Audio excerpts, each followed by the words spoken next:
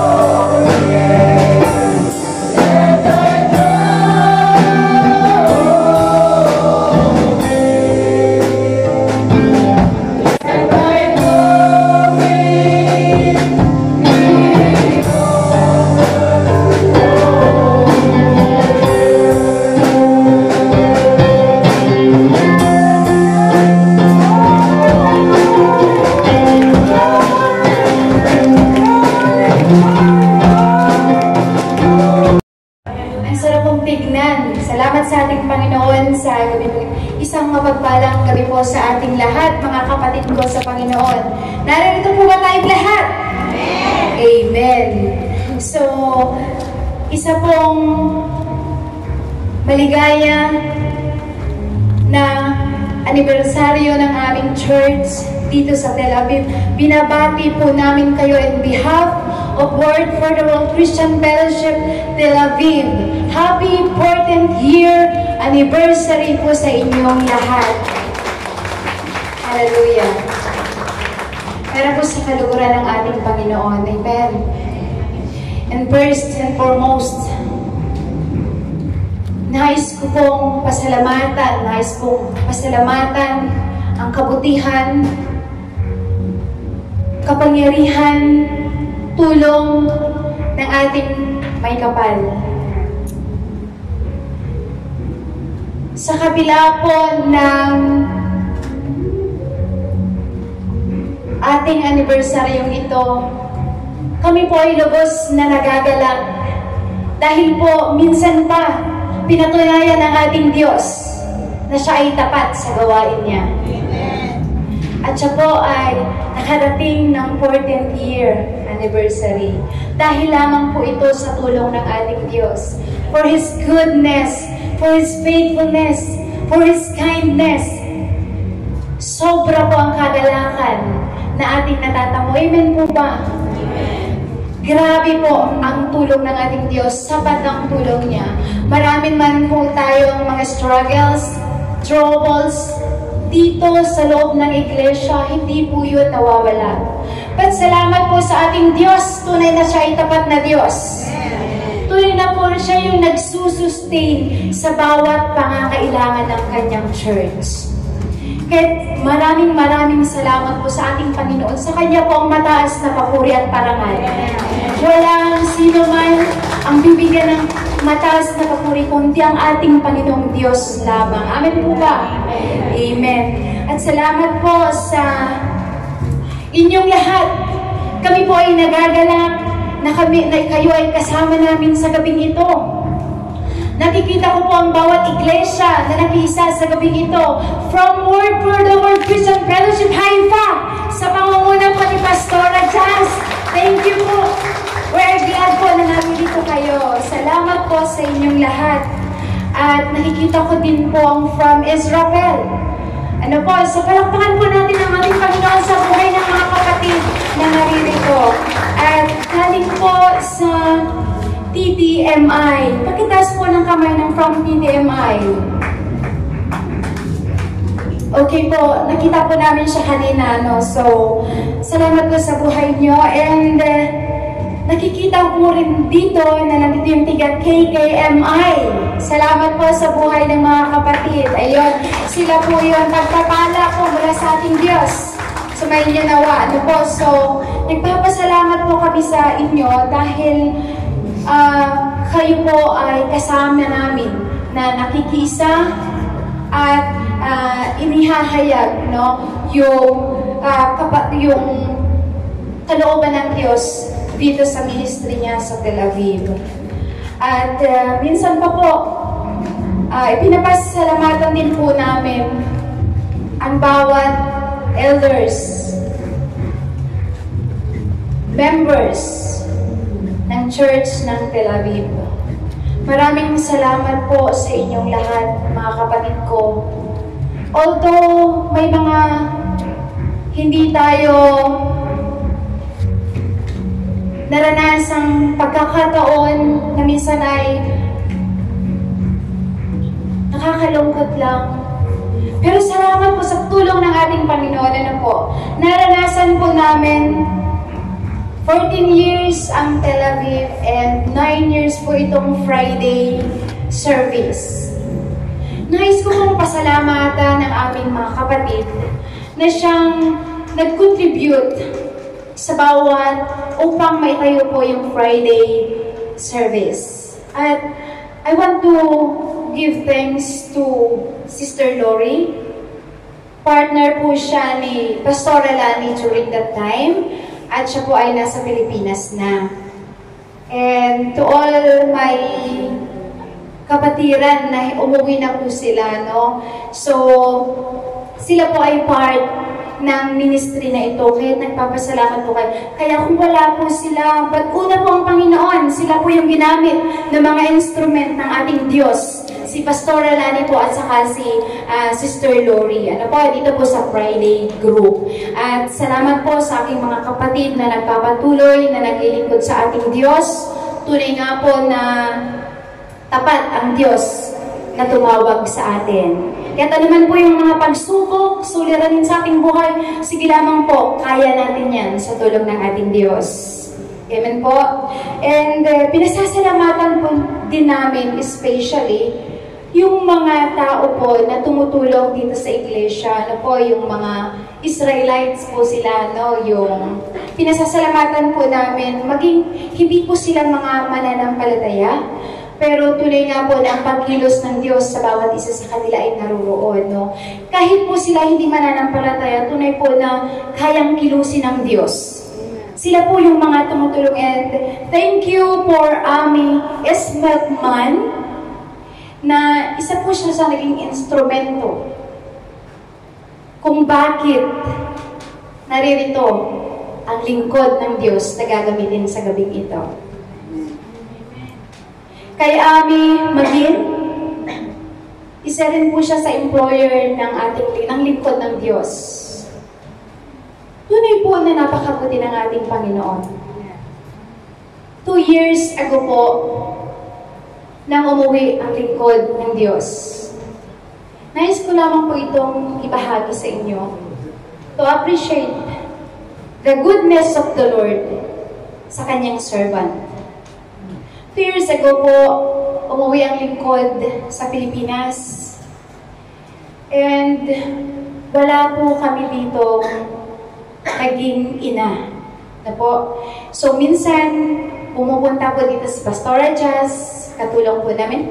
Ipinapasalamatan din po namin si Pastora Jazz sa tulong na habang nandun po sa Pilipinas si Pastora Lani. And then, tunay po na walang imposible sa ating Diyos. No? Siya po ay nag-for good, 14 years siya dito sa Israel. And kung iisipin po natin, napakahirap pumasok dito. No po. But tunay po sa tulong at pananalangin ng bawat isa, patuloy po kaming nananalangin na nais po namin siya uling makabalik dito, makasama para sa paglilingkod sa ating Diyos. At minsan pa, ibinalik siya dito. Palakpakan po natin ang ating Panginoon sa buhay ng paglilingkod na ito. Tunay po na there is favor in obeying God. Na po, tunay po ng Diyos, kapag talagang siya ay sinusunod natin, talagang nandun po yung kanyang pagpapala. Na po. So sa gabi pong ito, natawagin ko na po ang lingkod ng Diyos. A beautiful and humble servant of the Lord, Pastora Lani Garcia.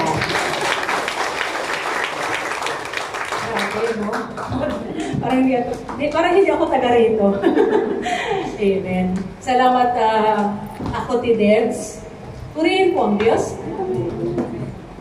Salamat sa Lord sa katapatan niya. Kasi kung wala pang pagkilos ng Diyos, hindi rin po tayo makakasunod eh. Wala po tayong pwedeng ipagmayakan. Amen. Yun ay dahil lamang sa biyaya. Tandaan po lagi natin, nag-umpisa tayo sa biyaya, pagpapatuloy sa biyaya, matatapos sa biyaya niya lamang. Amen. Walang sino mang pwedeng magmalaki. Amen? Amen? Siya lang ang pwedeng itaas. Purihin po ang Diyos, napakabuti niya. Tunay na walang imposible sa Kanya. Amen. Amen. Amen. Ayun. Happy anniversary, Word for the World Christian Fellowship Tel Aviv. Ayan. At maraming salamat po sa nakigalak sa amin. Tunay nga na ang papuri ay Kanya lamang. Amen. Amen. So, bago po tayo magsimula, yun, nagsabi na siya, no? 2 years, hindi na ako kailangan. Pero bago pa man yun, alam mo po, meron kaming word na kung saan patuloy namin inaalala. Amen. Hindi po ganun kadali na walang Pinangahawakan. pinangahawakan. Okay? Parang minsan may mga kapatiran na naghahanap ng pastor. Tunay nga po na napakahalaga, hindi po ba? Pero lagi natin tatandaan, we are just under shepherd. Our great shepherd is Him. So let us all stand up. Ito po yung aming pinangahawakan. Psalm 23 verse 1 to 6. So let's declare it. Psalm 23 verse 1 to 6. Are you ready? Doon po sa mga hindi pa naka-memorize, pwede po kunin yung mga Biblia nyo, electronic Bible man or book. Yan, ganyan. So, para makasabay po tayong lahat. Ready na po ba? Amen. Let's declare it. Psalm 23 verse 1 to 6. 1, 2, 3. The Lord is my shepherd. I shall not want. He makes me lie down in the green pastures. He leads me beside quiet waters. He restores my soul. He guides me in the path of righteousness for His name's sake. And even though I walk through the valley of the shadow of death, I will fear no evil. For You are with me.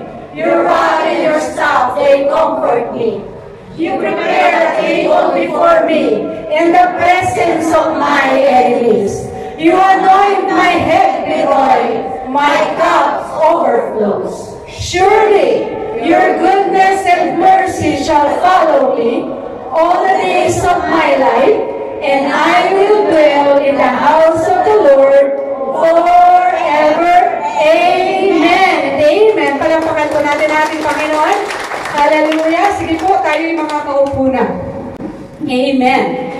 Ayun. Bago po ako mag-umpisa, gusto ko lang pong mag-announce, no? Announcement muna. Tomorrow, meron po tayong biblical trip. Tomorrow po, may gaganapin po tayong water baptism. So, doon po sa mga, kasi baka po, umalis na sila, hindi pa ako nakakatapos mag-preach, may umaalis na. Doon po sa mga candidates for baptism, meron po tayong orientation after kainan. 11 to 12, we will gather here and we will do orientation para po pagdating doon sa Yardenet, di na po tayo magle-lecture. Malinaw po ba yun? Amen. Parang malabo, no?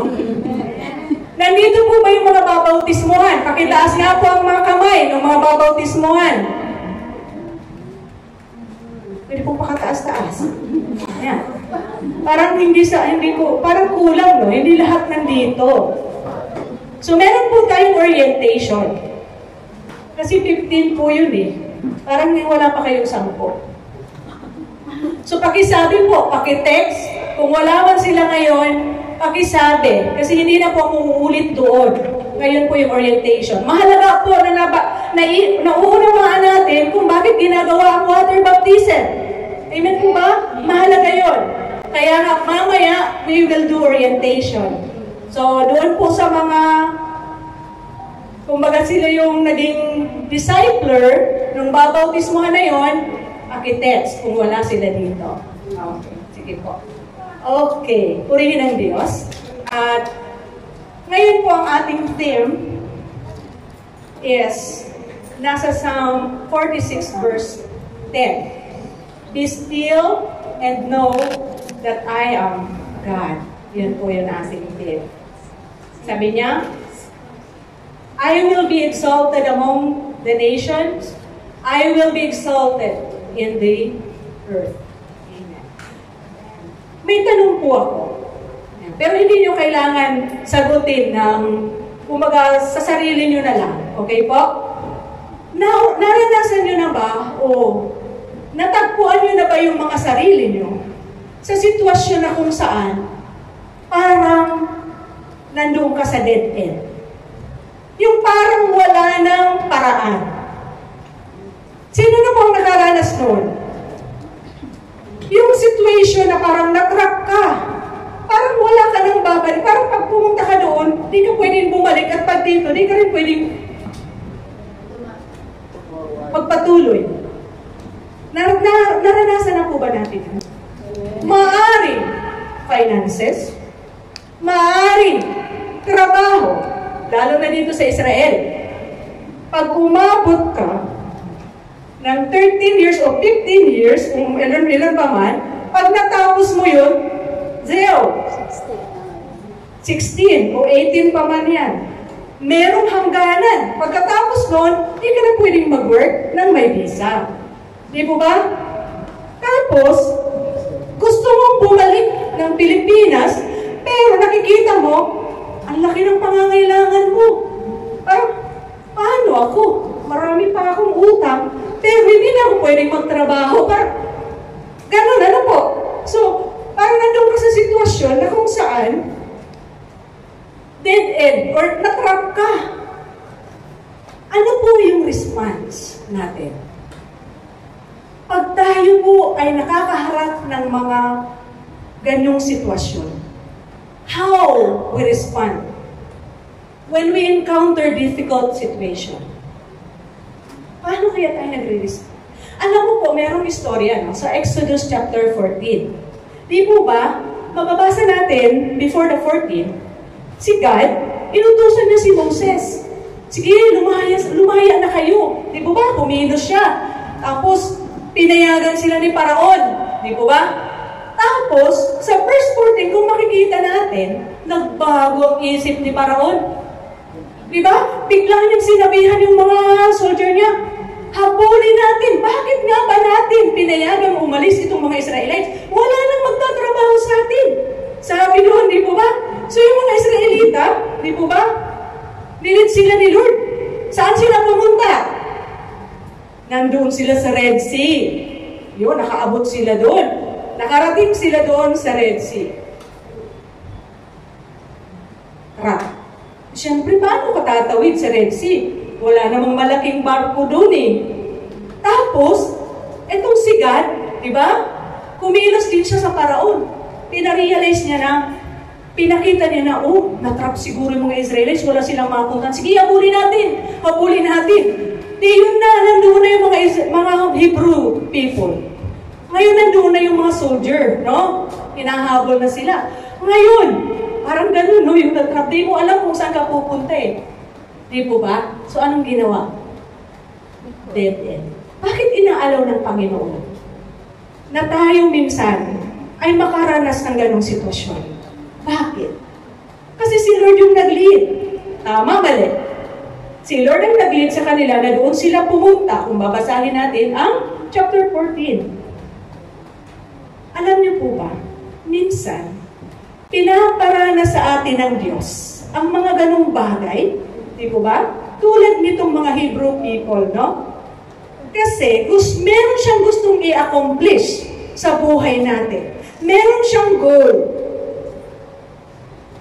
Meron siyang goal na kung saan, doon sa gagawin niya, pag sumunod ka, mag-glorify siya. Amen po ba? Pero pag hindi ka sumunod, mahihirapan ka. And sigurado, consequences po ang kahihirapan. Alam niyo po ba, nakakatuwa si Lord Kasi si Lord yung nag-lead sa kanila dun eh. Alam niyo po ba, may tinuturo lang si Lord sa kanila. Ano po yung tinuturo sa kanila? Nais ng Lord na sa kanya ka lang magtiwala. Nais ng Lord, no? Na dumipende ka sa kanya. Kung siya ang Lord ng buhay mo, dapat siyang nasusunod. Kung sinabi ni Lord na ganito, sumunod lang po tayo. Yun po ang nais niya eh. Kasi bagamat no, minsan ang Diyos, nilalagay tayo doon at hindi lang po yung mahirap. Extended pa. Kumbaga parang ang tagal-tagal, Lord. Ako naranasan ko po yun eh. Naranasan ko yun. Bagamat naluroon yung nais mong mag-serve sa Kanya, Lord, ginagamit mo. Minsan nagaganyan pa tayo. Ginagamit mo, hindi mo ako pwede pa uwi. Bakit to? May plano si Lord. Pwede kang gamitin yun effectively or mightily. Sumunod ka lang. Kahit nasaan ka, pwede kang gamitin. Yan po ba? Alam mo, minsan ganun, no? Tapos hindi ka maunawaan ng tao. Parang may maririnig ka, bakit mo kami iiwan? Hindi mo man lang kami iniisip. Hindi mo lang alam. Masakit para sa akin. Pero kailangan kong sumunod sa tinig ng Diyos kung anong sinasabi niya. Kasi yun ang nais niya. Lagi natin tatandaan. Ano po? Mas mabuti ang plano ng Diyos kesa plano natin. Amen po ba? Palakpakan po natin ang Lord. Amen. Alam niyo po ba, yung mga mahihirap na sitwasyon, ano po, ginagamit siya ni Lord para siya ay mapaluguran. Kasi kung hindi mahirap, wala naman, di ba? Madali lang yan. Kaya-kaya ng tao yan eh. Pero yung mga maka-imposible, talagang sigurado makakatanggap ng glory si God. So, ayun. Nakita po natin, yung need-end pala, o yung wala ng kaparaanan, it was God's design. Disenyo pala ng Diyos. Kaya kung kayo man po ay nandoon sa sitwasyong yun, tandaan nyo, hindi po lingid yan sa Diyos. Alam niya yan. Alam niya ang pinagdaraanan mo. Alam niya na nag-i-struggle ka. Amen po ba? Disenyo yan. Hindi po yan aksidente. May plano po ang Diyos at eksaktong alam na alam niya kung paano ka niya tutulungan. At sigurado, pag sumunod ka, kaluguran ng kanyang pangalan. Amen po ba? So anong ginawa ng mga Israelites? They cried out. No? They cried out to God, di ba? Pero alam niyo po ba, minsan, parang mga Israelites na ito, parang tayo din. We cried out. Pero, tututok na lang tayo sa circumstances natin. Ngayon, anong ginawa nila? Sinisi na naman nila si Moses. Bakit pa kasi inalis mo kami dun sa Egypto? Di po ba sabi nila, bakit po kami inalis? Okay na sana kami dun eh. Dinala mo ba kami dito para mamatay kami kasi walang libingan doon, dito meron, sa wilderness? Di po ba? Madali po tayong mag-turn back. Madali po tayong, kumbaga, yung mga pangako ng Lord is parang kinakalimutan natin bigla. Tapos, sumusunod po tayo sa mga offer ng mundo na kung saan ikakapahamak po natin. Di po ba? Ganon din po sila. Pero alam mo, napakabuti ng Diyos. Amen po. Mabuti ang Diyos. Kasi, si God po, kumbaga, pinapahintulutan niya yun. Pero, ang katapatan niya po, pinaparanas niya. Di po ba? At napaka-merciful niya. Di ba kahit masyado silang makomplain, pero alam niyo po ba, talagang hindi sila iniwanan ng Diyos. Amen? So, napakabuti niya. Grabe, yung pinaranas pa rin nila, talagang minsan hindi natin maunawaan, ano po, kung bakit dinadala tayo ng Diyos doon sa mga disyerto. Pero tandaan, no? Yung mga wala ng kaparaanan, huwag po tayong mapanghinaan. Alam niyo po ba kung bakit tayo namihina? O kung bakit hindi tayo sumusunod? O kung bakit, pag may mga ganong sitwasyon, hindi natin pinapakinggan ang tinig ng Lord? Alam mo kung bakit? Madali tayong makalimot. Madali tayong makalimot doon sa mga ginawa ng Diyos sa buhay natin. Madali tayong makalimot kung gaano makapangyarihan ng Diyos. Kasi pinaranas na sa kanila, di po ba? Kung paano sila sinustain. Merong pillar of cloud, pillar of fire na kung saan naggagabay sa kanila. Pero nakaulimutan nila pansamantala. Hindi lang po yun. Nakalaya sila sa kamay ni Paraon. Di po ba? Hinahagupit sila pag hindi sapat yung kanilang mga tinatrabaho. Nakalaya sila. Pero biglang nakalimutan nila yun. Minsan ganun po tayo. Sa gitna po ng mga walang kasigurudahan o sa gitna ng parang napakahirap na sitwasyon, nakakalimutan natin ang Diyos. Kaya ganun po ang ginagawa natin. Yun po ang katotohanan. At alam niyo po ba, huwag po natin kakalimutan yun. Yung ginawa ng Diyos sa buhay natin. Kung paano niya tayo hinango. Di ba? Dati, hindi naman tayo mga anak ng Diyos eh. Pero tingnan na lang natin. While we were still sinner, Christ died for us. Ngayon pa kaya, na anak ka na ng Diyos? Napapabayaan ka pag ikaw ay nakakaranas ng ganong sitwasyon? Di ba hindi? Tulad ng mga Israelites. Di po ba? Sila, they are people of God. Hindi sila pinabayaan. Kasi may pangako siya. Ngayon pa kaya tayo iiwan? Noon nga, hindi pa tayo na-restore yung relationship natin sa Kanya. Kinuha niya tayo, hindi man tayo karapat-dapat. Hindi po ba? So tandaan po natin lahat. Yung mga ginawa ng Panginoong Jesus, kung paano po tayo hinamo, pinalaya. Hindi po ba? Sa kasalanan, pinalaya sa pagkagapos, ng anumang mga gawa ng kaaway, di po ba?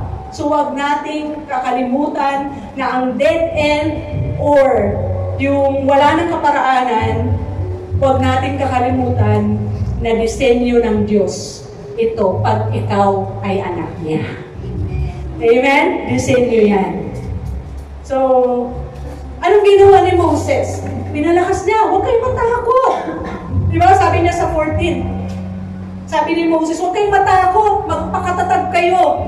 At makikita ninyo ang pagliligtas ng Panginoon sa inyo sa araw na ito. Sabi ni Moses doon. Sabi niya pa, ang mga Egyptiong nakikita ninyo ngayon, hindi nyo na makikita pang muli. Di ba? So yung mga bagay o tao, ano pa man po yung nagkukos sa atin na parang tinatrap ka or sinasusupul ka, tandaan. Pag umasa ka sa Kanya, hindi mo na makikita yan. God will make a way. Amen? So, yun po yun. Paalalahanan po natin ang ating mga sarili na si God po ang ating Savior. Kanina, Lord, di ba, sumunod tayo. Dapat, lagi din natin tatandaan si Lord ang ating Savior. Ano man po yung kinakalagyan mo, kaya Kanyang i-save. Kaya Kanyang tulungan. Di po ba? So, napakaganda. Ano po? Napakabuti ng Diyos. At alam niyo po, hindi ganun yung kadali. Hindi po ba? Na lalo na parang hindi mo naririnig ang tinig ng your extended yung parang hindi mo naririnig. Sa akin po, napakatagal ng waiting ko. Pero alam niyo po ba, gagamit si Lord ng mga tao na magpapalakas sa'yo. There are times na parang nadadown ka, but God is faithful. Tapat siyang Diyos, gagamit siya ng mga tao na kaya natin yan, sige, tapat ang Diyos. Di po ba? So alam niyo po, ganun ang naranasan ko in my 2 years in the Philippines. Pero alam niyo po ba, wala din naman po yan sa plano ko eh. Sa totoo lang, nung umuwi ako, ano po ako, Lord, let your will be done. Hindi naman talaga ako Israeli eh, Pilipino ako eh. Bakit ko pipiliting huwag umuwi? Bakit ko ipagpipilitan? Sorry kasi sa akin lang, kung gusto mo Lord akong mag-stay dito, hindi mo hahayaan na gano'n ang mangyari. Tama ba? Gusto mo ako Lord sumunod sa nais mo. So hindi mo hahayaan na gano'n ang gawin ko. Kaya sabi ko kay Lord, speak to me Lord. Sabi ko, gusto kong marinig ang iyong tinig. Kasi alam niyo po ba sa isang lingkod, hindi lang po sa pagtuturo. Ang lahat ng pinagkatiwala ng Diyos, napapamahal po yan sa inyo, sa atin, na mga ginagamit ng Diyos. Hindi po ganun kadali yun. Ang akala nyo, madali? Hindi po. Alam ng Diyos yan. Pero alam niyo po ba, mas pipiliin mong sumunod sa Kanya. Kasi sigurado din naman na mahihirapan ka eh. Pero alam mo po, ganun katagal. Hindi po ba? At hindi lang po yun, napakaraming pinagdaanan. Na-offload po ako. Dapat nandito na ako eh. Bakit kailangan iparanas ng Lord yun? Di ba gusto niyang mapaluguran? Bakit kailangan ma-upload ka? O di ba mapapaluguran ba siya eh? Bakit hindi niya inayos? Di ba kung ang Lord ang pumilos? Pero alam mo ba may itinuturo? Maaaring kailangan may strip sa akin. Alisin mo yung pride mo, alisin mo yung ganito. Ganun po yun eh. Kailangan lang natin tanggapin. Diba? Kailangan ng tao tanggapin. So you need to just humble before the Lord. At sabihin, Lord, I'm sorry. Kung may motive man akong mali, patawarin mo ako. Have mercy on me, O God. Minsan nangyayari po, nakala kasi natin, dahil mga anak na tayo ng Diyos, dito ang pangako niya eh. Pagpipilitan natin yung mga pangako niya, kasi yun ang pangako niya eh. Pero hindi. Mas interesado ang Diyos sa karakter natin. Hindi doon sa mga ginagawa natin. Nais na tayo hubugin into Christ-like. Yun po yun eh. Kasi kung pahihintulutan niya na gano'n, magiging mayabang po tayo. Di po ba? Kaya sana maunawaan po natin kung bakit tayo mga mananampalataya nararanasan po natin yan. May inaayos ang Diyos sa buhay natin. Amen? Pinupurify, nire-refine niya po tayo. So, ganun po yung nangyari sa mga Israelites. So, parang siguro sa ibang nagtatanong, yun ba ang topic? Andali, di ba ako nag-uumpisa? Introduction pa lang po yan. Pinapakita ko pa lang sa inyo kung paano magiging be still. Di po ba? Ayun. Kasi hindi po ganun kadali yung sitwasyon ng mga Israelites. Natrap po sila. Minsan ganun po yung nararanasan natin. Ayun. So, mahalaga po yun. Okay. Hindi natin alam ang araw ng bukas. May nakakaalam? Wala. Kaya nga pag nagpaplano tayo kung luluubin ng Diyos. Alam niyo po ba yung lagi kang sasabihan ng mga kapatid, gusto na, bumalik ka na dito.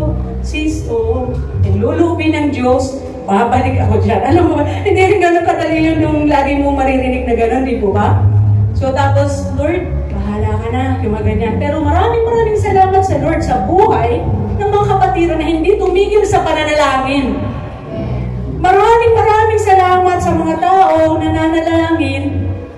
Kumbaga para mapaluguran ang kanyang pangalan. Di ba? Parang kahit hindi man madali, pero talagang hindi sila tumigil. Nakita ko po, alam niyo po ba, napakabuti ng Lord.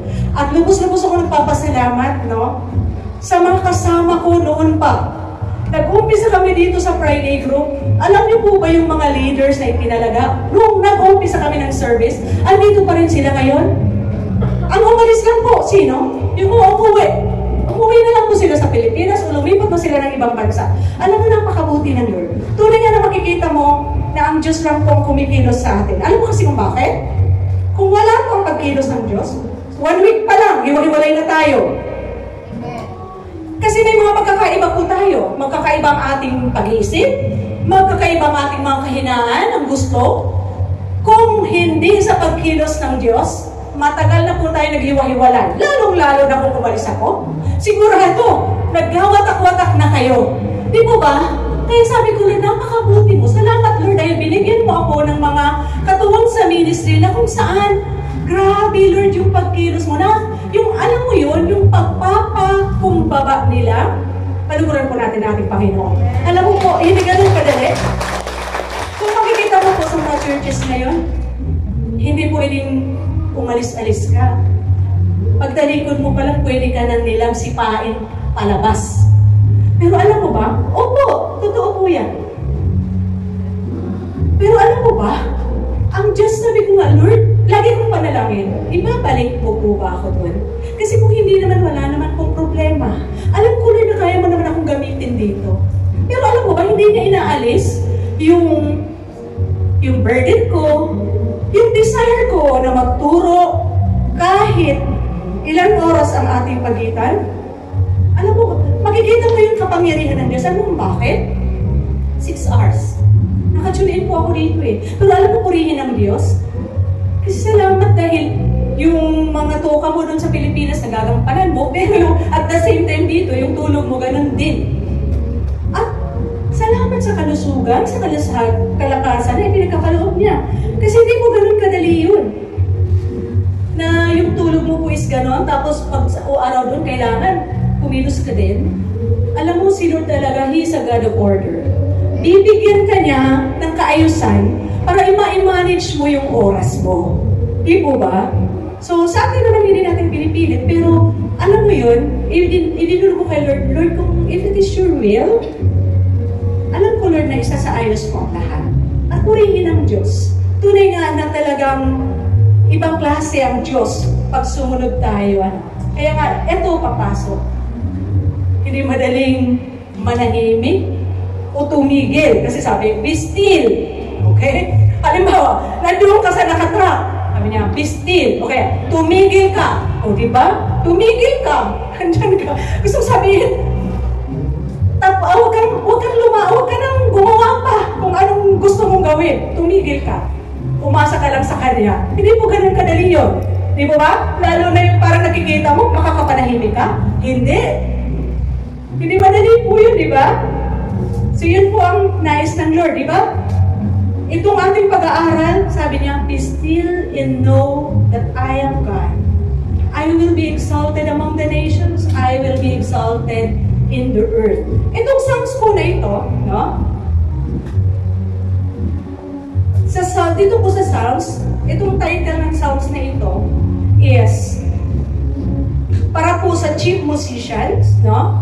Na kung saan, no? Itong Psalms is from the Psalms of the sons of Korah. Ano po? A song of Alamoth. Itong sons of Korah, kumbaga sila po yung nagsulat. Sila po ay descendant ni Levi, na kung saan anak ni Jacob. Okay? Mga Levites po sila. So, sila po yung nagsiserve doon na, di ba? Musician sila.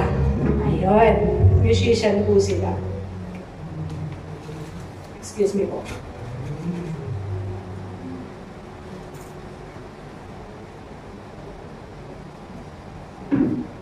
Sabi po dito, no? Kung titingnan po natin ang 1 Chronicles chapter 15 verse 20, kumbaga itong A Song of Alamoth, ito daw yung music na kung saan merong high pitch.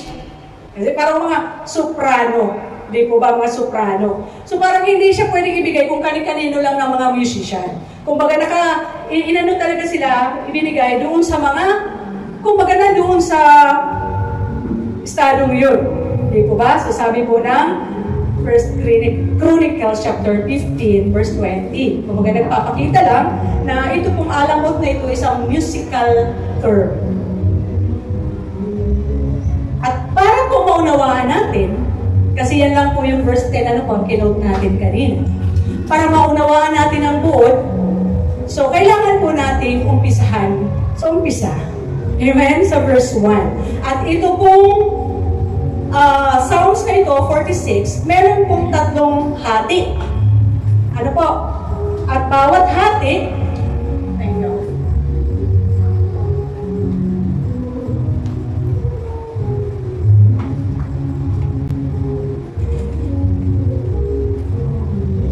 madali pong hatiin.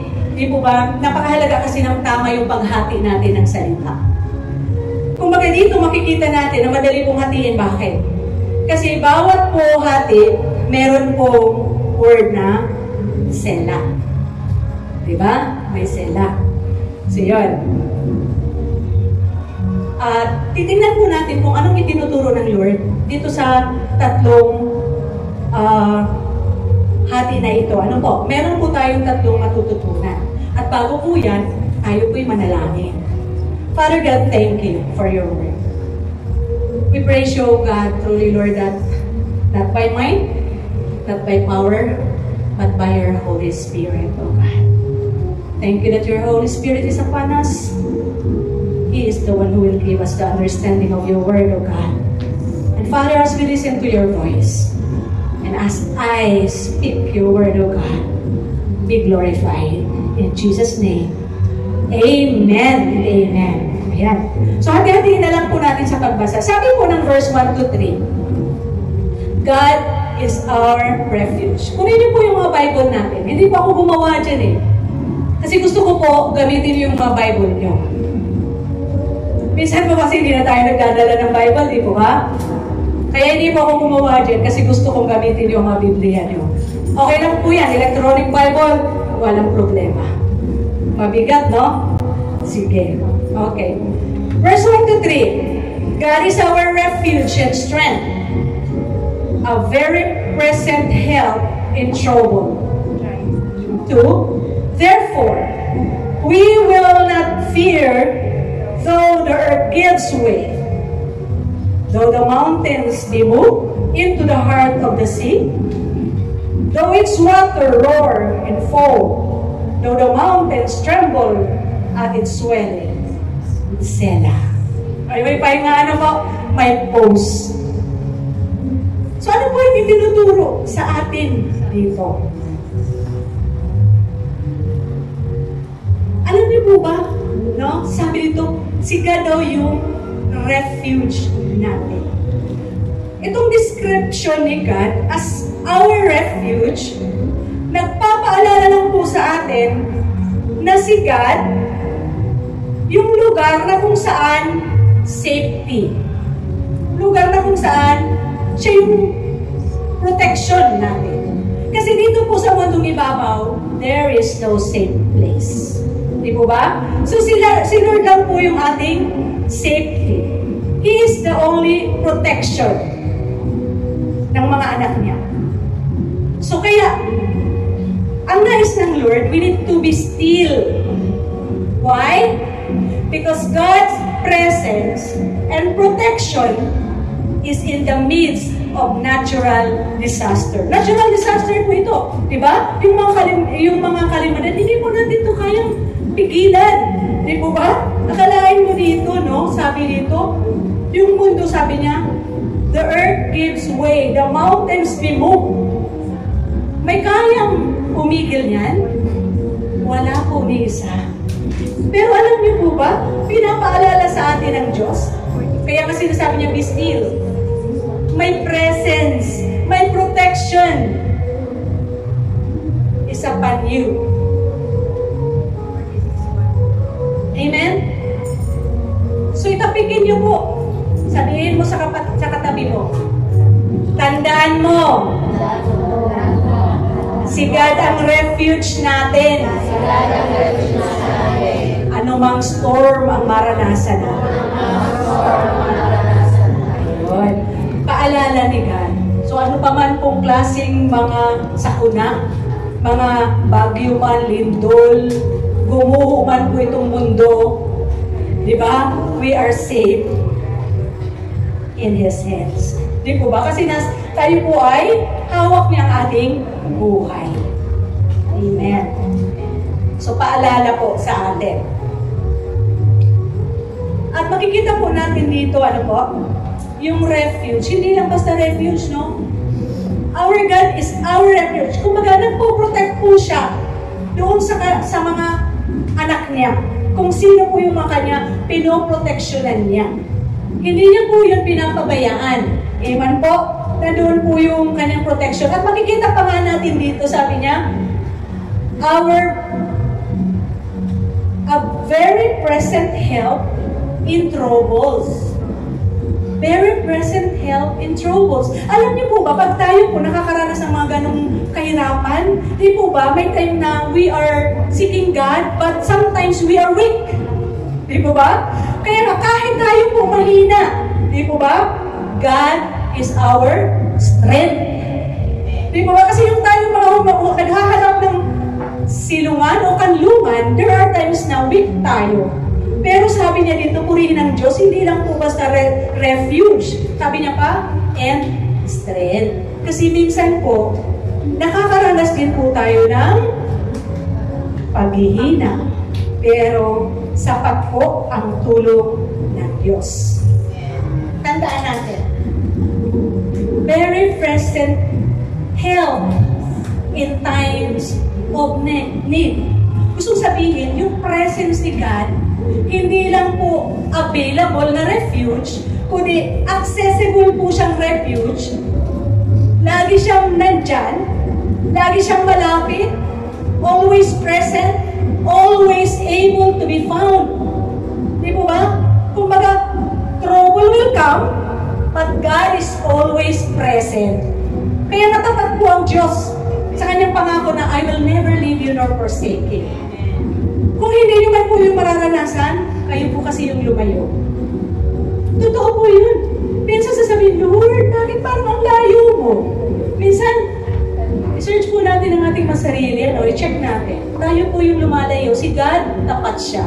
Hindi niya po ginagawa yung lumayo sa atin. Kaya, tandaan po natin, lagi siyang nandyan. Anumang trouble ang nararanasan natin. So, dito po makikita po natin itong psalmist na ito. Kung bagay pinapakita niya yung talagang antindi po nung mga pangyayari. Yung disaster, ano po, hindi lang typo na signal number 2 o 4. Wala pa po yan. Di ba? Talagang yung dagat, yung bundok nagagalaw. Hindi pa po nagagalaw ng bagyo ang bundok. Pero ito ang tindi po ng pinapakita dito. Pero alam niyo po ba, itong psalmist na ito, kahit ganito po yung sinasabi niya, kumbaga, Alam niya. Di ba? Kahit man anong challenges yan. Kumbaga yung stability niya is, kumbaga naninindigan po siya. He can be still. Bakit? Kasi alam niya na si God, He cares. He cares in the storm. Kumbaga, nandiyon lagi ang Lord, ready to help. Ano man po yung ating kailangan, ready siya. Kaya nga sinabi niya dito na wala daw dapat ikatakot. There is no need to fear, no matter what happens. Ano po? Ano man yung nangyayari sa ating kapaligiran, kumbaga, alam natin na ang ating helper, no, the helper of His people, di ba, is always present, always available, accessible. Kumbaga, hindi po siya lumalayo. Kahit man, gumuho po ang mundo. Kung babasahin po, kung aaralin natin ang Revelation, alam niyo po ba kung ang focus mo na kay Jesus, hindi ka po matatakot. Hindi po ba? Kasi alam mo na ang Diyos ang may hawak sa iyo. At alam mo, hindi po ba, ang kalooban niya. Kaya nga dito, hindi lang just be still eh. We need to know. Hindi po ba? Kasi pag hindi mo alam, hindi ka talaga makakapanahimik. Normal. At sabi nga po ng Proverbs 18:10, the name of the Lord is a strong tower. The righteous man runs into it and is safe. Di ba? Sa Kanya lang po tayo makakatagpo ng refuge. So kaya kung iniisip natin, no? Kung iniisip po natin na talagang itong earth unmovable, hindi po totoo yan. Bagamat ang sabi po ng Psalms 104, no? He sets the earth of this foundation so that it should never be moved. But tandaan po natin, pag binasa mo, inaral natin ang mga Revelation, mawawala pong lahat yan. Mawawala po yan.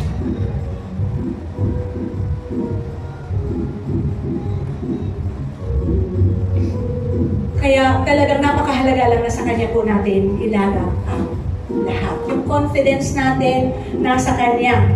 Di po ba? Kaya nga hindi tayo matatakot. Dapat hindi tayo matakot kasi pag ang confident po natin kay Lord, alam natin that God is higher than the waters, God is stronger than the mountains, and He is our ever-present refuge. We can be still. Amen. Verse 4 and 7. Sabi dito, there is a river whose streams make glad the city of God, the holy habitation of the Most High. God is in the midst of her. She shall not be moved. God will help her when morning dawns. The nations rage, the kingdoms totter, He utters His voice, the earth melts. Grabe no? Grabe mo kapag pangyari-yari, Lord. Kalahin mo in just salita. Just sabi yung voice lang. Talagang ang mundo, sabi niya, the earth melts. Di po ba? Grabe. The Lord of hosts is with us. The God of Jacob is our fortress. Number 2 points. Kanina yung point sa atin, ano? Be still. Why? Because the presence and the protection of God is upon you even in the midst of natural disasters. Number 2 points. Be still. Why? Because God's presence and protection is in the midst of national stability. Marami pong nagkakaraming, uy, ang taas ng mga ano ngayon yung mga gano'n, no? Diba? Anong tawag dito? Naaaligaga yung mga tao. Kasi apektado yung kanilang mga stocks. Mga gano'n. So, tapikin uli ang katabi. Sabihin mo, remember, He will overcome the enemy. He will overcome the enemy. Amen. So yun, yung protection ni God, ano po, yung presence niya, yung protection niya is in His city. Di ba ba? In His people. So makikita po natin yung setting po nitong verse 4 and 7 is Jerusalem, the city of God. Kumbaga, itong psalmist na ito, dinidescribe niya po yung syudad na it is both in danger o bata, alam po natin yan, di ba? But also filled with gladness. Amen? So makikita natin, talagang kahit ngayon, di po ba? Talagang lagi silang inaatake, but it is filled with gladness. So itong syudad na ito, nakakalmado lang, kahit sila po ay nasa kalagitnaan ng danger, di po ba? Bakit? Because God's presence is upon them. Kaya makita natin a river of gladness. At meron po siyang pangakong protection. Though the enemy will come, God will fight on behalf of His people. Amen? And He can defeat them with a word. Ang tindi na, makapangyarihan ng ating Diyos. Kaya church, ano man yung mangyari, ano man yung kinakaharap nyo, we can find joy. We can find gladness through God's promises. Amen? Amen? And yung assurance niya of protection, mararanasan po natin. Yung realidad, yung atake darating, pagtandaan natin, si God makapangyarihan. Greater siya kesa dun sa mga kumakalaban sa atin. Kaya nga kahit man gaanong chaos yung nararanasan, no? Pero alam niyo po ba, dito sa mundo, talagang anggulo. Tama ba? Talagang kahit anong kaguluhan, pero yung mga nasa Lord is merong kapayapaan. Kasi si God yung may control, yung presensya yan, yung kapangyarihan niya, di po ba? Yung kanyang pangako is patuloy na nag-i-strengthen, patuloy na nag-i-encourage sa kanyang mga hinirang. Amen.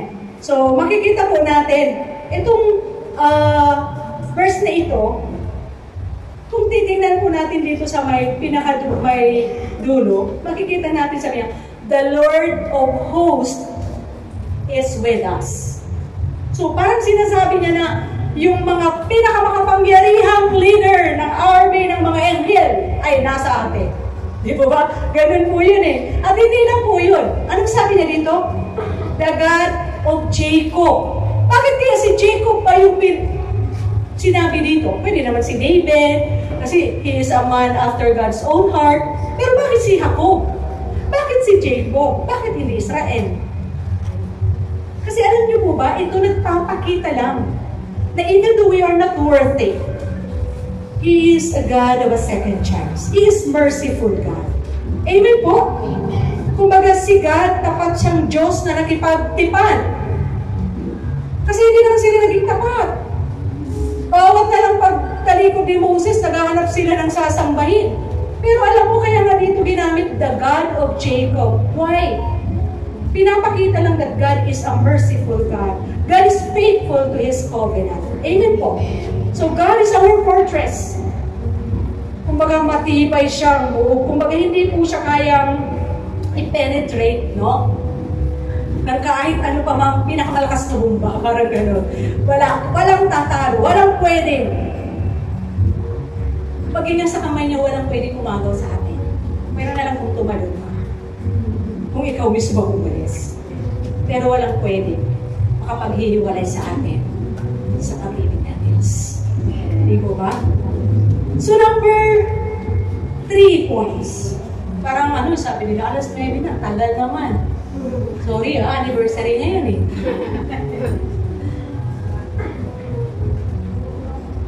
Okay, number 3 points. Sabi po dito, no?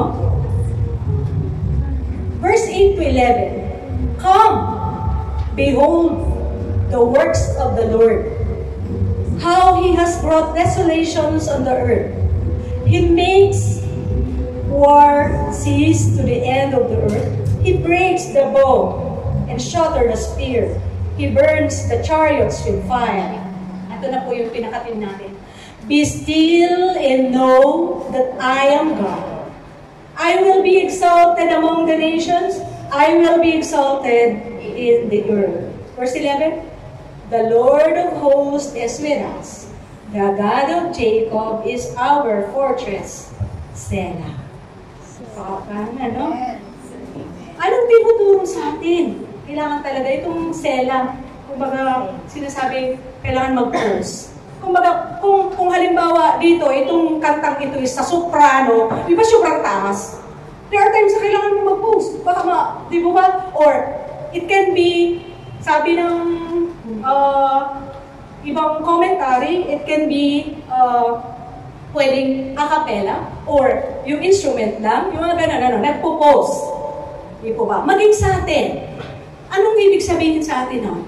Pag tayo po ay nakakaharap doon sa mga sitwasyong yun, we are, nagpo-pause po tayo, tumitigil tayo, para ma-remember po natin ang ating Panginoon. Napakalaga yun. Kasi kung hindi ka mag-pause, sige-sige ka na lang kung anong desisyon mo, ganun-ganun na lang. Kaya nga napakahalaga dito. Ano po? Mahalaga po yung tayo po ay pansamantalang nananahimik, nagbubulay-bulay ng kabutihan ng Diyos. Para kahit anuman kahirap yung pinagdaraanan, hindi tayo natitinag. So dito, number 3 points dito, makikita po natin, no, itong pinakapinaling section na kung saan nagdi-describe po na si God darating para husgahan, i-judge yung mga masasama. Okay po? So dito, pinapaalala sa atin, Lord, that we can be still. Why? Because God's presence and protection is in the midst of war and chaos. Nakita po natin dito sa Israel kung paano ang pagkilos ng Diyos sa kanyang mga hinirang. Di po ba? Alain mo, napakarami-raming bansang malalaki. Pero only Israel ang naka-invento sumasalo ng bomba. Di po ba? Yung Iron Dome, talagang si God, He will give wisdom to His people para may paranas niya po yung protection niya. Di po ba? Sa tingin niyo, sila lang nakaisip na, hindi. Si God po ang pinagmumulan ng karunungan. Amen po? Kaya pagkakaloob niya po yun. At makikita po natin dito, no? Na si God, hindi siya darating na puhusgahan niya na yung talagang magkakaroon pa ng more chaos. Hindi po. Kung baga dito makikita natin, yung judgment niya is, He is establishing peace. He is bringing desolation, gusto mong sabihin, He is bringing judgment, and then, anong gagawin niya? He will disarm the enemy. Tatanggalan niya ng mga armas. He will break and destroy the weapons of the enemy. Yun po ang sinasabi dito sa verse na ito. So, tapikin ulit. Last na tapik. Remember, God will bring peace in the midst of chaos. Kaya nga alam mo tayo na nakakatuwa kasi alam mo ba, kahit sobrang dami nating pinuproblema, pero alam mo, nakakangiti tayo, nakakatulog pa tayo ng masarap. Ang himbing ng tulog mo, bakit? Kasi ang kapayapaan ng Diyos ay sumasa atin. Amen po? So itong section po na ito, kung titignan po natin, kung baga meron po siyang dalawang utos, no? Sabi dito sa verse 8, kung baga sinasabihan tayo na we need to come. We are called to come and see. Anong titingnan natin? The work of God. Sabi dito, yung judgment niya, yung pag-establish niya ng peace. Kumbaga, dito makikita natin yung kadakilaan ng Diyos. Yung kanyang kapangyarihan na kung saan siya po yung nagbibigay ng deliverance. Doon sa mga nakakaharap natin ng mga ginagawa ng kaaway na kung saan beyond our abilities, hindi natin kayang labanan. Di po ba? So, sige po yun. Sabi niya, come and see. No? Tingnan natin. So, nakita po natin dito itong psalmist, kumbaga, nakita niya na ano pa man yung kanyang mga nadaanan, kumbaga nakikita niya na God is greater. The greater the things in in life, yung mga kaguluhan, no? Kumbaga, the greater na nakikita niya, yung pasigit, nakikita niya yung kapangyarihan at kadakilaan ng Diyos. Di po ba? At less na siya po ay, kumbaga, nakakapanatag. Kasi alam niya, kilala niya ang Diyos. So dito sa verse 10, sabi dito, isa pang sinasabi sa atin kanina, we are called to come and see. And this, here in verse 10, which is our theme, sabi, we are called to be still. Pag sinabi bang still, anong gustong sabihin? No? You need to stop. You need to stop fighting. You need to cease striving. You need to let go. Di ba? Kung manahimik ka, tumigil ka.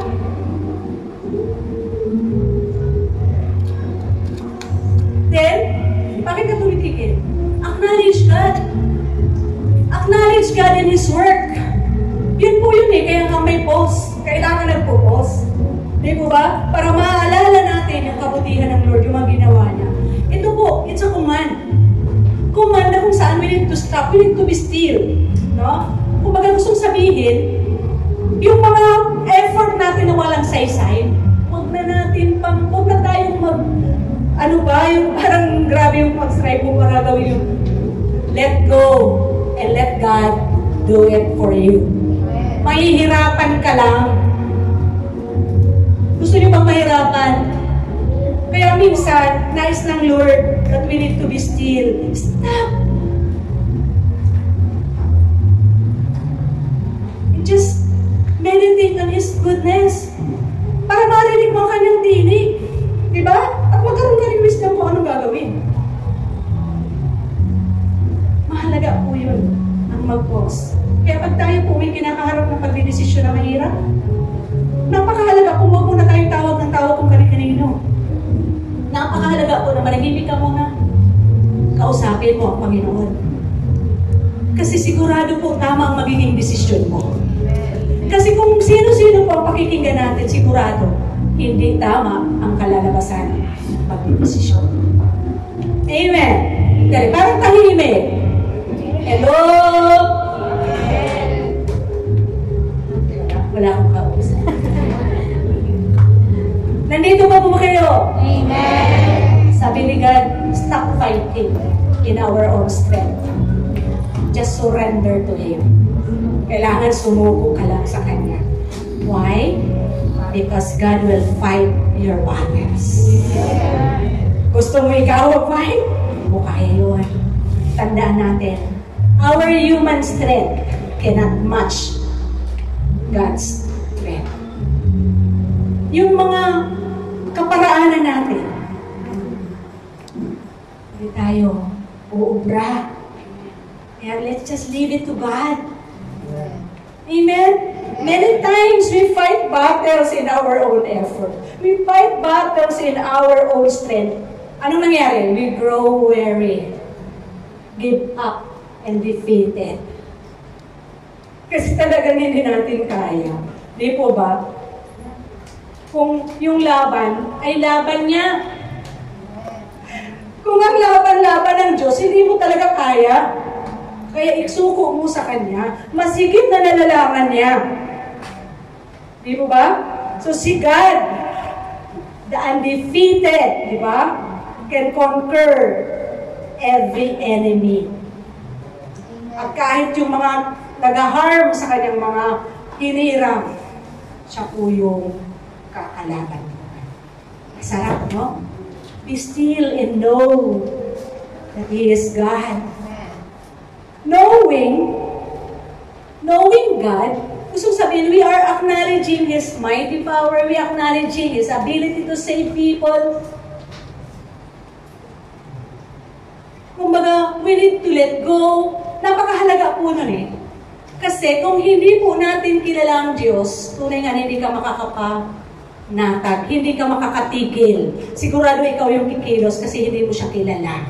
At para din po, kung gusto mo po makapanatili, you can be still. It is so important that you know God. Why? Because you cannot be still if you don't really know God. And hindi mo rin po siya makikilala kung wala kang relasyon sa Kanya. Kaya nga napakahalaga, no? Na tayo po ay may relasyon sa Diyos. At dito inulit na naman, the Lord of Hosts, kumbaga yung powerful leader ng mga army of angels is with us. Hindi, no? Tapos sabi niya, the God of Jacob is our fortress. Kumbaga siya yung talagang matibay na move. Diba? Kahit hindi man tayo. Di ba? Kaya pag tayo po nakakaranas ng ganong sitwasyon, tandaan po natin yung topic. Matandaan niyo po ba? Pwede naman balikan ng live eh. Yun po ba? May natutunan po ba tayo ngayon? Amen! Naririnig niyo po ba ang tinig ng Lord ngayong gabi? At ready po ba kayong magtiwala sa Kanya? Ano man po yung pinagdaraanan mo na parang walang kasiguraduhan? Kumbaga parang kang nandoon sa trap. Itong si Moses, kung titingnan po natin, no? Lumapit, nag-cry out na naman siya kay God. Pero ano sabi ni God? Why are you crying out to me? Sabi niya, go! Sabi niya, gawin mo kung ano dapat mong gawin. Step out! Alam mo na kung anong sinabi ko sa iyo. Do it! Di po ba? Mahalaga din po yun. Kasi ganito po yun. Ang pagiging be still, hindi naman po gustong sabihin, sige na, maupo na lang tayo dito, hayaan na lang si Lord kumilos niyan. Hindi po ganun gustong sabihin.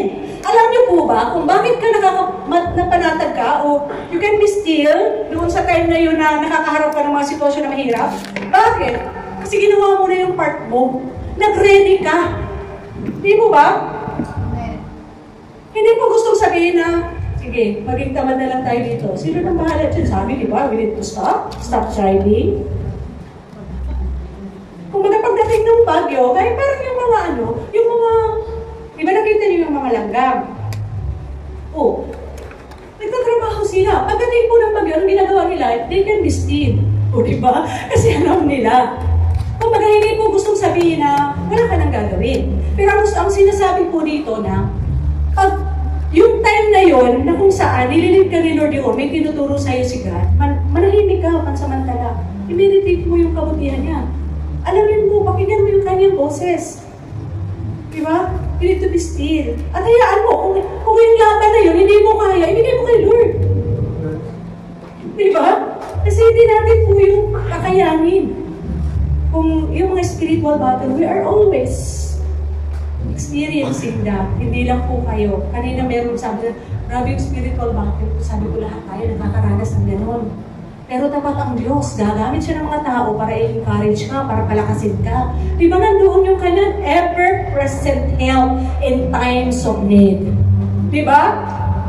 So meron siyang ginagamit na tao para palakasin tayo, maranasan yung tulong niya.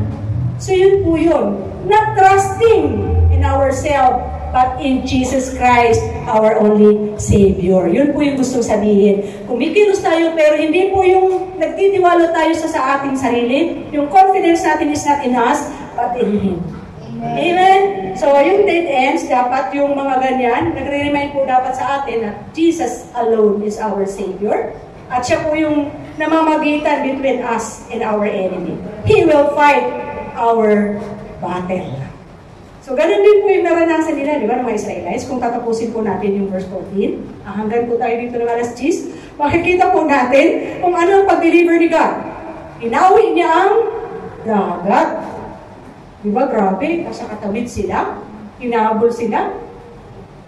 Pinatawid din ni God, di ba? O, kung sisipin mo, Lord, dapat hindi mo na sila paratingin dito, di ba? O, ano tingnan natin? Nakarating pa yung mga Israelites doon sa dagat. Sa kanya tinanggalan ng mga gulong. Talagang hindi nyo na makikita yung mga nagpukos ng trouble sa kanyang mga anak. ang buti ng Diyos, no? Hindi mo na kailangan pang makipaglaban, sumunod ka lang. Amen. Amen. Napakabuti niya. Hallelujah. So yun po. Yun ang nais ng Lord. At tandaan natin, walang pangyayari na hindi alam ng Diyos. Amen. Lahat alam niya. At sabi nga ni Paul, no? Sabi ni Paul sa Romans 8:28, ito lagi yung kino-quote ito. And we know that for those who love God, all things work together for good. Diba? For those who are called according to His purpose. Kaya ito, tandaan natin. Yung dead end, yung natatrap tayo, pag ikaw ay anak ng Diyos, hindi po yan aksidente. Disenyo yan ng Diyos. Kasi para gusto niyang ipakita ang kanyang kapangyarihan. Kaya masabi niya, be still and know that I am God. I will be exalted in all the earth. Diba? Gusto niyang maparangalan siya. Eh pag ikaw tutulong ka, so paano mapaparangalan si Lord? Hindi mo kaya. Nahimik ka lang sa presensya niya. Hindi niya kaya, hindi kailangan ng tulong mo. Amen po ba? Doon sa mga laban niya. At yun, mga kapatid, kung tayo po ay mga mananampalataya na, napakahalaga na marunong po tayong makinig sa kanyang tinig. Kasi alam mo, napakabuti ng Lord. Sabi niya, my sheep knows me. And He knows my voice. Kung naririnig natin ang tinig niya, kaya alam niyo po yun, sa ating mga nakapasok na, o pinili na, naging anak na ng Diyos. Di ba? Naririnig natin ang tinig ng Lord. So, huwag pong patigasin ng ating mga puso pag narinig natin. Let's just maging masunurin po tayo dun sa promptings ng Holy Spirit para hindi po siya mabighati. At doon naman po sa mga wala pang relasyon sa Diyos. Gusto niyo pong magkaroon ng kapanatagan, makapanatili kahit anong sitwasyon ang nararanasan? You need to know God. But you cannot know God if you don't have relationship with Him. Amen? Mahalaga po yun. Lagi nating tandaan, salvation belongs to the Lord. Gusto mo maranasan ang pagliligtas niya? Sabi ng Acts 4:12, salvation is found in no one else. For there is no other name under heaven given to mankind by which we must be saved. Only Jesus can save us. So let us all stand up. Hallelujah. Doon po sa mga wala pang relasyon sa Panginoong Jesus, yung mga hindi pa tinanggap ang Panginoong Hesus Kristo bilang Panginoon at tagapagligtas, inaanyayahan ko po kayo sa oras na ito. Today is the day of salvation. Every eye is closed. At doon po sa nais tumanggap, gustong tumanggap sa Panginoong Hesus Kristo para ma-restore yung relationship sa ating Ama. Dahil minsan ang nasira ang ating relasyon, yung intimate relationship ng tao sa Diyos dahil sa kasalanan ng ating ninunong si Eva at Adan. So ngayon po sa araw na ito, sa oras na ito, kung nais niyo pong maidugtong, mawala yung gap between you and the Creator, itaas niyo po ang iyong kamay. Huwag niyo pong ikahiya ang Panginoon. Kasi sabi ng Lord, kung ikinakahiya natin siya dito sa lupa, pagdating doon sa langit, tayo din ay kakahiya, itatagwa tayo. Raise your hands. Raise your two hands. At nagpapakita po ng surrender sa ating Panginoon. Doon sa mga hindi pa tumanggap. At ililig ko po kayo sa prayer na ito. And just repeat after me. Doon sa mga tumaas, doon sa mga hindi pa tumanggap, doon sa mga wala pang relasyon sa Panginoon, sumunod po kayo sa panalangin. Lord Jesus, I come to you today and confess my sin. Forgive me, Lord, for all the sins that I have committed. I believe you died on the cross for my sins and rose again on the third day. I ask you to come into my heart and be my Lord and Savior. Thank you for forgiving me and giving me eternal life. Amen.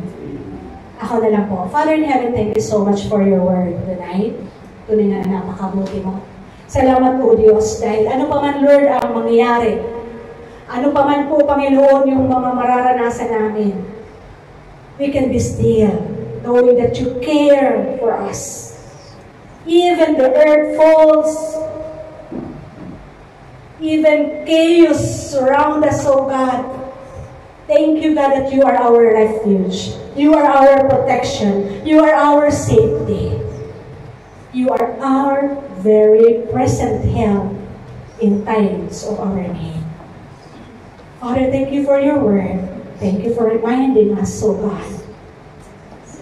And help your people, oh God, to depend on you alone.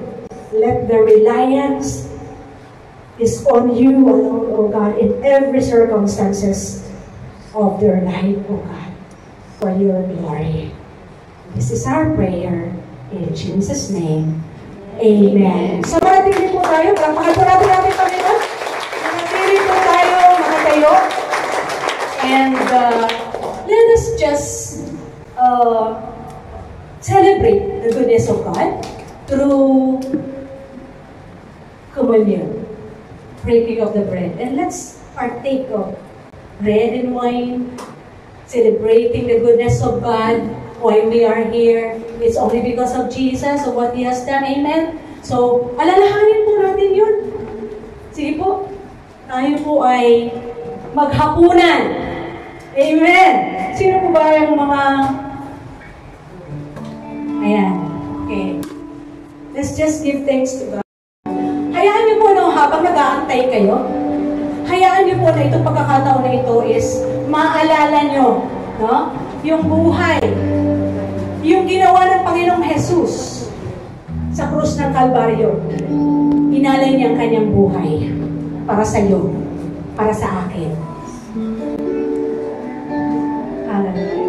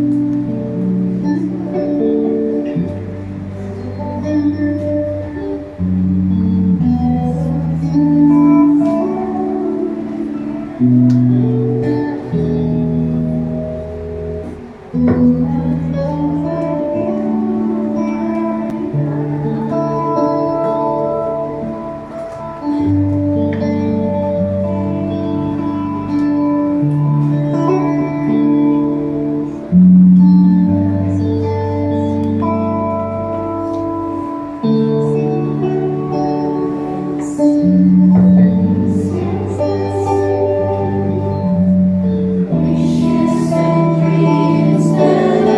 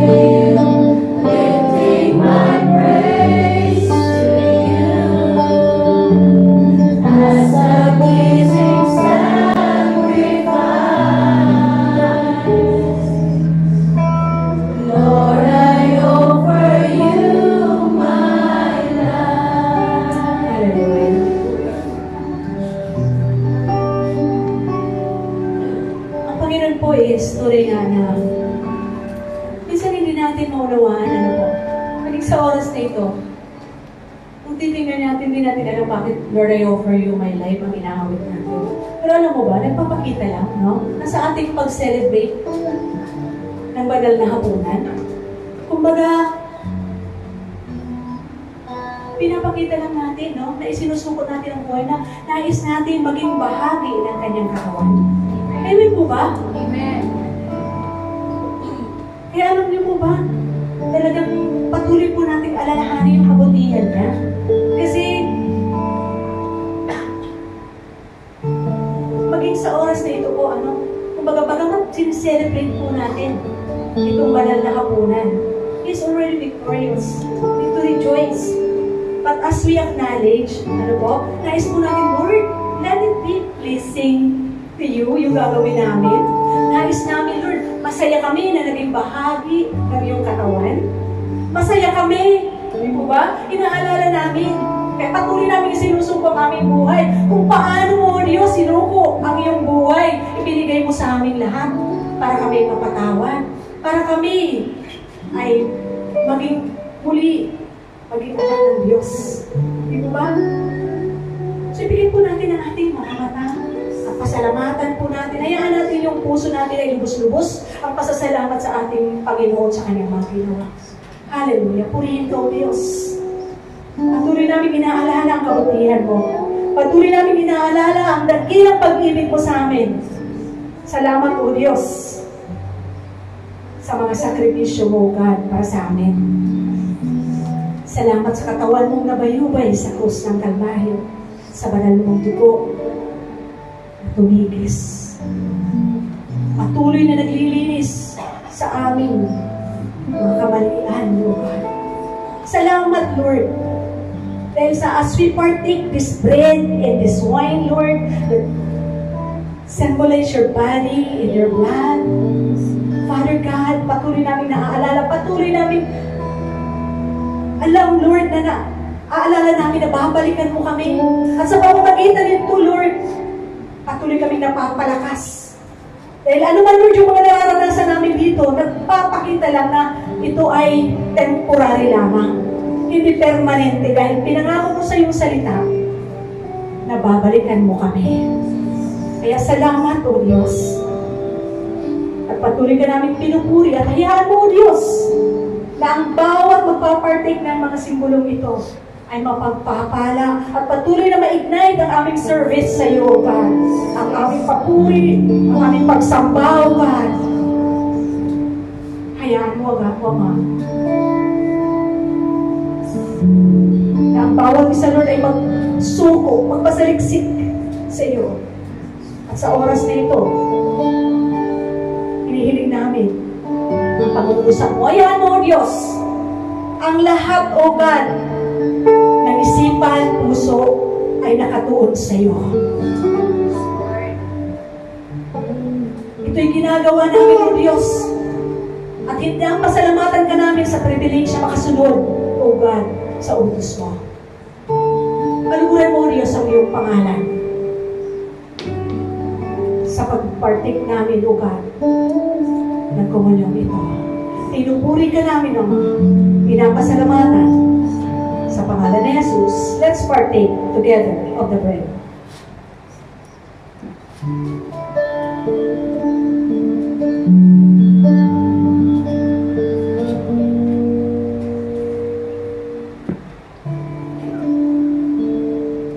Let's together partake of the wine.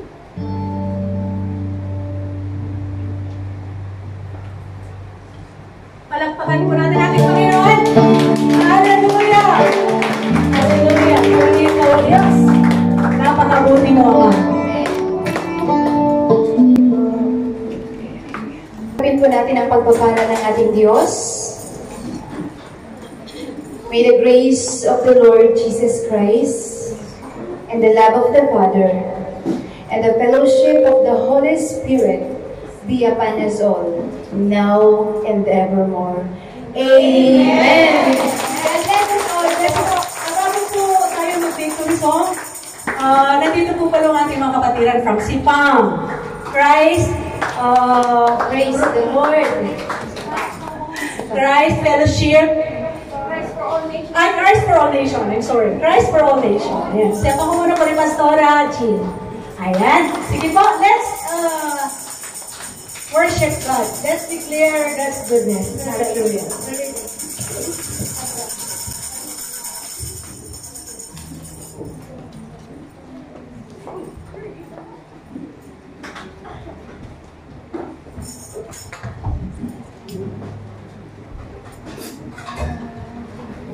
Amen. Hallelujah.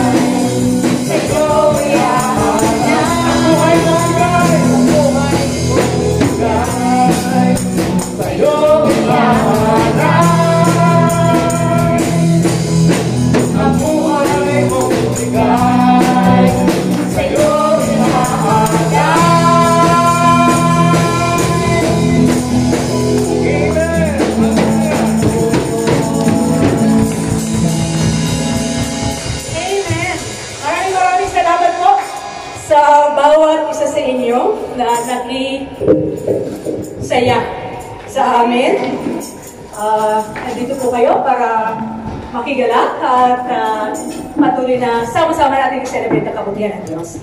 Sige po, bago po tayo kumain, inaanyayahan ko po kayong lahat. Pwede po bang magpa-picture po tayo dito, bro? Just for our members. Pwede nyo na pong i-close yung live. Pwede po. It's our privilege, no? Para maalala namin itong taon na ito.